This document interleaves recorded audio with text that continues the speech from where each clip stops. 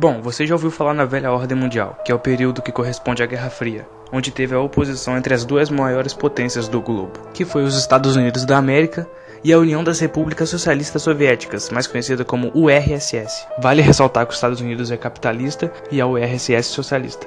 E para quem ainda não sabe, aqui vai algumas diferenças entre o capitalismo e o socialismo que é importante saber nos dias de hoje. Primeiro, o capitalismo valoriza a propriedade privada, ou seja, consumo, lucro. Já no socialismo, o Estado vai te dar aquilo que você precisa, ou seja, é mais coletivo. No capitalismo, a economia se autorregula. Já no socialismo, existe o controle da economia. O capitalismo defende a democracia e o socialismo é mais para indicações, sem voto democrático. Outro ponto importante do capitalismo é a lei de mercado / empregado, ou seja, patrão. No socialismo é o Estado no controle e os homens são iguais. Já no capitalismo existe a exclusão social, ou seja, a desigualdade social. Existem dois tipos de socialismo. O socialismo científico, que é o socialismo do Karl Marx, e tem também o socialismo utópico, que vem de utopia, que significa lugar ou estado ideal de completa felicidade e harmonia entre os indivíduos, ou qualquer descrição imaginativa de uma sociedade ideal.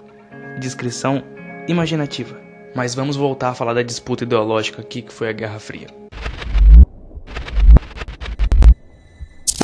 A Guerra Fria ocorreu logo após a Segunda Guerra Mundial. Foi a oposição entre as duas maiores potências do globo, onde não houve conflito direto, e a Guerra Fria foi vista de vários ângulos diferentes, tais como o desenvolvimento bélico, tecnologia, corrida espacial, marketing e vários outros. Essa oposição entre os Estados Unidos e a URSS gerou grande instabilidade mundial, pois mesmo as duas nações não se atacando, a tensão mundial era extrema, pois o equilíbrio bélico poderia dizimar a população da Terra. A paz era impossível e a guerra improvável. União Soviética? Pensar que ela já ter acabado. Sim, era isso que nós queríamos que pensasse.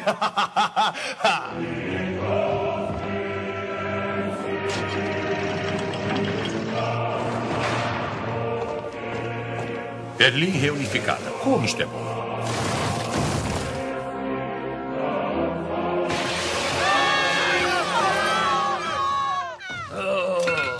Tenho que esmagar o capitalismo! Ao longo da história da Guerra Fria tivemos vários conflitos indiretos. Por exemplo, Guerra do Vietnã, Revolução Cubana, Guerra das Coreias, caças bruxas e ditaduras militares na América Latina. Os Estados Unidos e a União Soviética travaram uma disputa muito grande no que se refere aos avanços espaciais. Ambos corriam para tentar atingir os objetivos significativos nessa área. Isso ocorria pois havia uma grande disputa entre as potências, com o objetivo de mostrar para o mundo qual era o sistema mais avançado, capitalismo ou socialismo.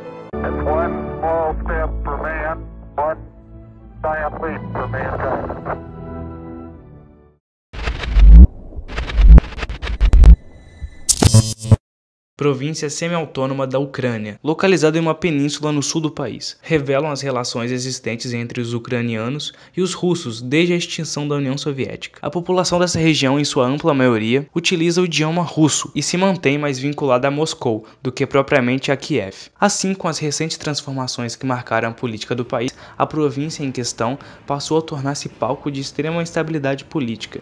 Em março de 2014, após a expulsão do presidente pró-russo Viktor Yanukovych na Revolução Ucraniana, as forças armadas russas, apoiadas por separatistas pró-russos, invadiram grandes edifícios do governo ucraniano, bases militares e instalações de telecomunicação da península e forçaram as autoridades locais a realizarem um referendo sobre reunificação com a Rússia, considerado ilegal pela Resolução 68/262 da Assembleia Geral das Nações Unidas, sendo então a Crimeia considerada um território ucraniano sob ocupação russa.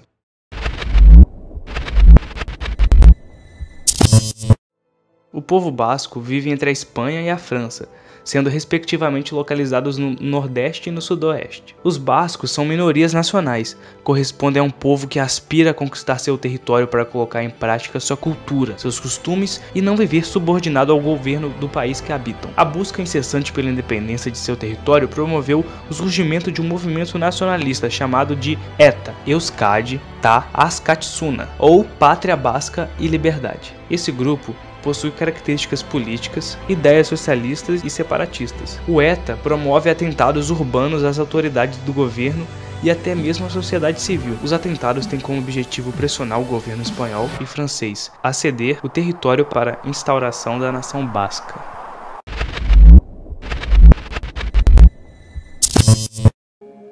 conflito na Caxemira se refere à disputa territorial entre a Índia e o Paquistão, e também entre a Índia e a China, a região localizada ao extremo noroeste do subcontinente indiano. A Índia atualmente administra cerca de 43% da região, incluindo a maior parte de Jammu, Caxemira e Ladakh. A alegação da Índia é contestada pelo Paquistão, que controla cerca de 37% da Caxemira, principalmente a chamada Caxemira Livre e as regiões setentrionais de Gilgit e Baltistão. Além disso, a China controla 20% da Caxemira, incluindo Aksai Chin, que ocupou na sequência da breve Guerra Sino-Indiana de 1962, e na área do Transkarakorum, também conhecida como Vale de Shaksgan, que foi cedida pelo Paquistão em 1963. A posição oficial da Índia é que Caxemira é uma parte integrante da Índia, enquanto a posição oficial do Paquistão é que a Caxemira é um território disputado, cujo estatuto definitivo só pode ser determinado pelo povo da Caxemira.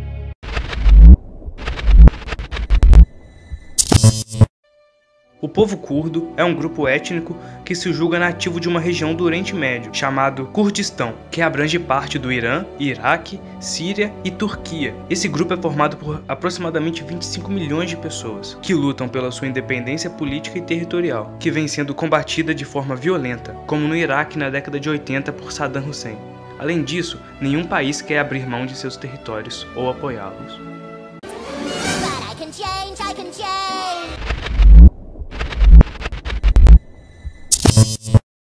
A região é motivo de conflito pelos dois lados há milhares de anos. Depois da Segunda Guerra Mundial e o Holocausto, a ONU cede áreas da Palestina ao povo judeu e assim as tensões crescem. Acontecem duas guerras entre esses povos, a primeira em 1948 e a segunda em 1956, conhecida como o Conflito de Suez. Em resposta, os árabes criam a OLP, Organização para a Libertação da Palestina, liderada por Yasser Arafat, e conhecida pelo seu uso do terrorismo. Em 1967, houve a Guerra dos 6 Dias, quando os israelenses conquistam vários territórios. E em 1973, como resposta, países árabes atacam Israel no dia do Yom Kippur, mas sem sucesso. Ao longo dos anos, vários conflitos como a Primeira Intifada, em 87, e a Segunda Intifada, em 2000, e também os acordos de paz, como o Camp David, em 87, e o Acordo de Oslo na década de 90 e o Oslo II, em 2003. No entanto, ainda existem tensões entre eles.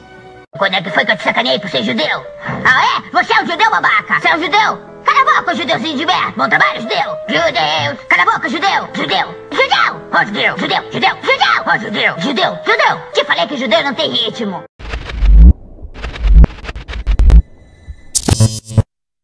Esse território é um dos principais locais do mundo em que há movimentos separatistas com forte clamor pela independência e na busca da constituição de um novo país. O caso dos catalões, que assim como os outros grupos étnicos espanhóis, como bascos e navarros, possuem forte sentimento separatista, alimentado pelo seu nacionalismo forte. Além de uma identidade própria, eles possuem seu próprio idioma, o catalão, que possui poucas semelhanças com o espanhol e se encontram na Catalunha, que é uma espécie de província autônoma da Espanha, localizada ao sul da França e que possui um parlamento próprio. A polícia espanhola também agiu duramente contra as manifestações nas ruas. Aqui você consegue ver que a manifestação era pacífica, até que eles cometem o crime de cantar o hino da Catalunha.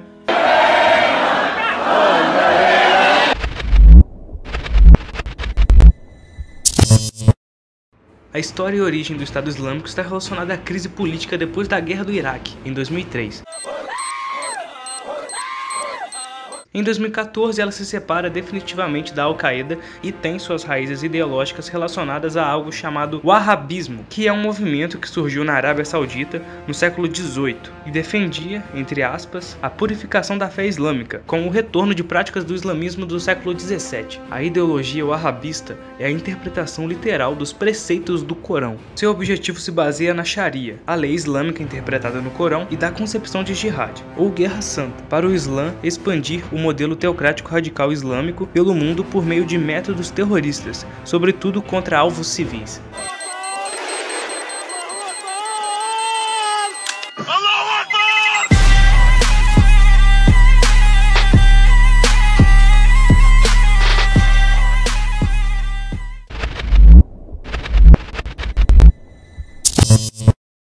Os países com maior número de refugiados são Síria, Afeganistão, Sudão do Sul e Somália. E os países que mais os recebem são Turquia, Paquistão, Líbano, Irã, Uganda, Etiópia e Jordânia, não países desenvolvidos. O número de refugiados e deslocados no mundo atingiu 65,6 milhões de pessoas no ano passado, um crescimento de 300 mil na comparação com 2015. Desse total, 10,3 milhões foram forçados a deixarem seus lares pela primeira vez, e metade são crianças.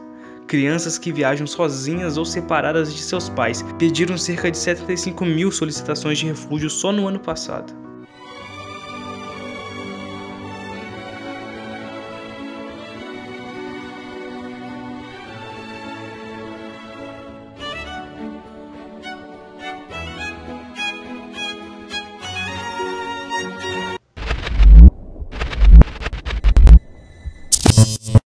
A África é um continente que possui uma grande dimensão territorial. Ao norte, seu limite é com o Mar Mediterrâneo, ao leste, com o Oceano Índico e ao oeste, o Oceano Atlântico. Sua economia é voltada para a agropecuária e também o extrativismo mineral. Cerca de 60% da população vive nas zonas rurais. E o Produto Interno Bruto, que seria o PIB do continente, equivale a 1% do PIB mundial. Mas infelizmente o que mais se tem no continente é desigualdade, miséria e fome.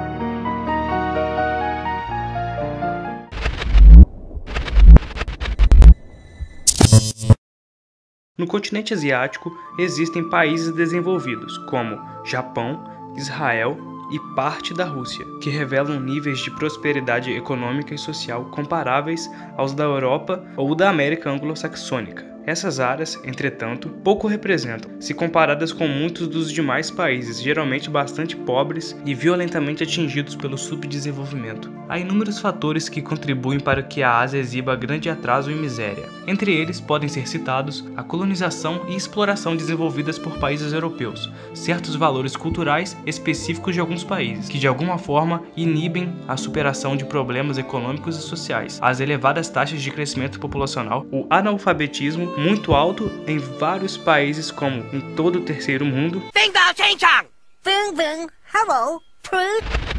Então, é mais ou menos assim que o mundo tá depois da Segunda Guerra Mundial. Essa bosta aí mesmo. E se você já perdeu a esperança na humanidade depois de ter estudado todas essas coisas, tenha em mente que a geração futura vai estudar isso e muito mais. Basicamente, o mundo melhorou, depois piorou, e ele fica nessa de melhorar e regredir, e isso é uma bosta. Quer um exemplo? Olha a bosta que aconteceu em Charlottesville em agosto de 2017. Aquilo ali parecia bem Segunda Guerra Mundial pra mim. Foi bem Hitler. Só faltou o Cartman colar lá também. Conflito racial! Brancos vencem! E desculpa terminar o vídeo assim, mas o mundo vai acabar em sangue. Meu nome é Felipe e até o próximo vídeo. Tchau. Allahu Akbar.